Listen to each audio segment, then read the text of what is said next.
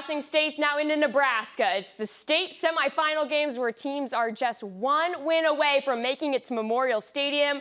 And we start things off with a Siouxland showdown that went down to the wire. But for that, we're going to go to Sports Force's Irvin Doman, who was there for all the action. Well, thank you, Amber. In the D2 semifinals, it was number 11 Howells-Dodge facing number 2 Wynot. Going to get it started here in the fourth. Hunter Luther drops back, lets it fly to the end zone, but instead of finding Oscar Dominguez, Dylan Heine comes down with the interception. 14-0 Wynot in firm control, but oh no, the snap is wild. Carson Weisler grabs it, but he gets drugged down in the end zone for a safety. 14-2, Jags are clawing back. Now this time, after the punt, Jags drive. They're down by the goal line. Quarterback sneak by Luther barely gets in. Jags are down 14-8 now. Wynot is looking to hold them down. Almost drags down Luther. Heaves it to the end zone, and somehow he pulls it down. That ties the game at 14. And here we go.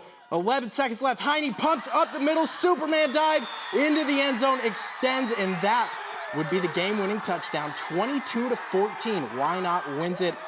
And I could not tell you how many guys along the sidelines were saying, wow, including myself, the fans, the players, the coaches. This was an absolute thriller, and it ends with the Blue Devils earning their first ever trip to a state championship football game in Lincoln.